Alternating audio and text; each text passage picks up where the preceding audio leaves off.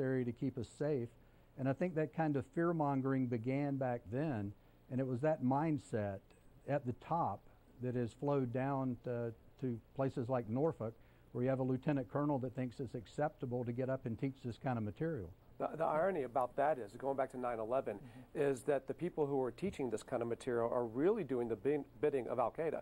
If you look at what al-Qaeda has written and what's public, is that they really wanted 9/11 to draw the U.S. into a larger war against the entire Islamic world. So they really love the whole notion of the U.S. on a crusade in the greater Middle East, from Iraq to Afghanistan. It very much plays into their strategy, a strategy that's been made public in their own documents. The kind of material you uncovered here just puts the wind in the sails of terror groups when they hear these kinds of conspiracy theories promoted within the United States to top leaders, to top officials. It helps America's enemies. Well, Colonel Davis, they mentioned Lieutenant Colonel Matthew Dooley, who was teaching this course. There's a 31-page presentation there which is entitled, "So What Can We Do?" A counter-jihad op design model comes to some startling conclusions, and here are some of them. Given the factual basis of what Islamists say they seek to impose on the world, the United States has come to accept that radical true Islam is both a political and military enemy to free people throughout the world. And concluding in the final paragraph, "It is therefore time for the United States to make our true intentions clear. This barbaric ideology will no longer be tolerated. Islam must change, or we will facilitate its self-destruction." Josh, let me ask you this. Do we know what's happened to the people who were initially involved in teaching this course?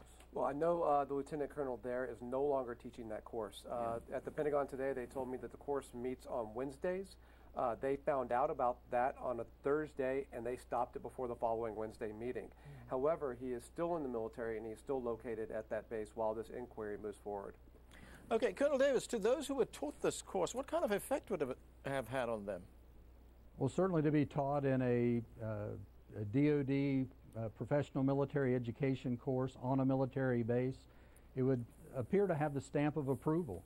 That this is DoD thinking, DoD doctrine, and this kind of attitude is permissible. I mean, I'm pleased to hear that it were other military officers that came forward and said this is wrong. And again, I think Josh was right that there is not a monolithic military that's all of one mindset. So congratulations and kudos to them for having the courage to say, hey, this is wrong.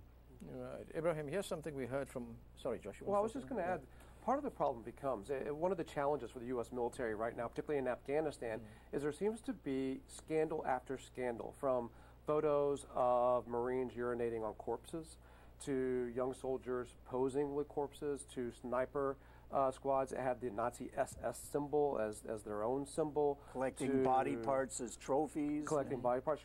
This kind of, I would say, lack of respect for the people where they're conducting these operations, you have to wonder if there isn't a connection at the top. If you teach this at the top, that culture at the top permeates down. Now, I asked the spokesperson at the Pentagon today that, and he said, look, millions of Americans have served and served honorably in both Iraq and Afghanistan.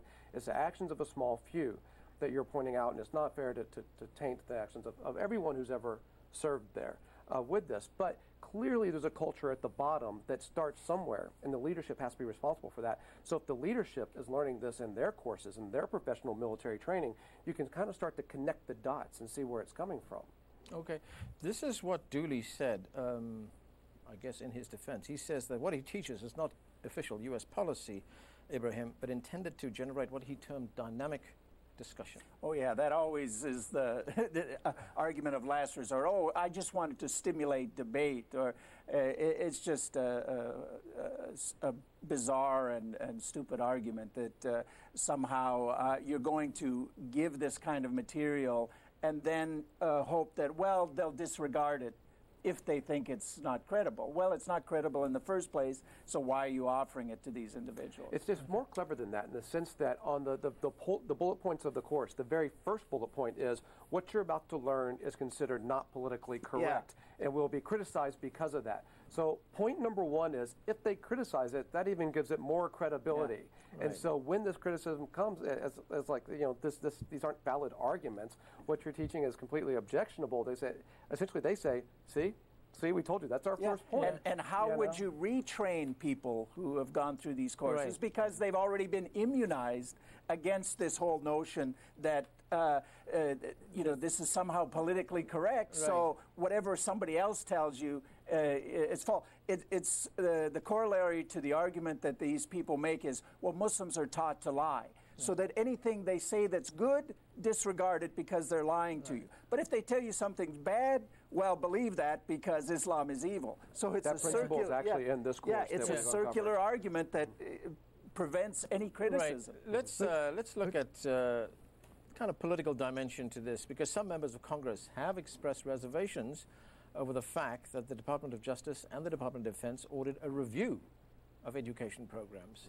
A Republican Congresswoman, Sue Wilkins Myrick from North Carolina, wrote to Secretary of Defense Leon Panetta and the Attorney General Eric Holder, and she said, "We are concerned that the political nature of these reviews might inadvertently weaken our law enforcement and military counterterrorism training programs by censoring certain language that is used to objectively identify the asymmetrical threats that are present in today's world." As you well know, accurately defining the threat is an important step in creating and enforcing successful counterterrorism doctrines. Can I jump in on that? Because this is interesting. Someone sent me that letter, another concerned military officer out of the Pentagon. Mm-hmm. You know how I said that there are strings to every one of these stories, and they seem to go back to the same knot in the middle. Mm-hmm. So if you look at who used to work for her in Congress, E.J. Kimball is her former staffer. E.J. Kimball is one of the 3 principals at the Strategic Engagement Group. So it goes right back. Even the letter from Congress that's trying to hold the Pentagon accountable for questioning this material goes right back to strategic engagement. Sue Myrick was one of these 4 Congress people who brought up the whole Manchurian intern issue that, God forbid, CAIR would want to put interns in Congress, like every other nonprofit group on Capitol Hill. But somehow when Muslims did it, it was nefarious. Okay, let's go to Colonel Davis. Colonel Davis, is the counter to this, somebody saying something against it at the highest levels of the U.S. government, including perhaps the White House, on a sustained basis? I think so. Again, I think you've got to start at the top and let it percolate down. So again, General Dempsey, I think, did the right thing by condemning this. I think it would be helpful if other leaders in government did the same. You know, one of the real ironies in this that, all Muslims are bad is there was an expose recently that the head of the CIA's counterterrorism center, where the drone strikes are being planned, is a Muslim. And many of the members that were involved in the military commissions trying to hold terrorists accountable were Muslim. So, this notion that, that all Muslims are bad is just, not supported factually. And I'm afraid, though, that like Lieutenant Colonel Dempsey, in some small circles that are influential, he's going to be a hero for what he did. Right. Ibrahim, we have 30 seconds. Also, should the American Muslim community be brought in on a larger scale? Oh, the American Muslim community has offered time and time again to work with law enforcement, work with the military, work at all levels of the society to make sure that there's an accurate and balanced portrayal of Islam to these officials, to train, to do any positive thing in the society, but sometimes that offer is not accepted. Okay, gentlemen, that's where we're going to have to leave it. Thanks to all of you for joining us. And that is it from the team in Washington, D.C. for now. Don't forget to follow us on Twitter and Facebook, where you can find more information about the program. And, of course, we want to hear from you. Tell us what stories you think we should be covering. Send your ideas directly to us at insidestory@aljazeera.net. Thanks for watching.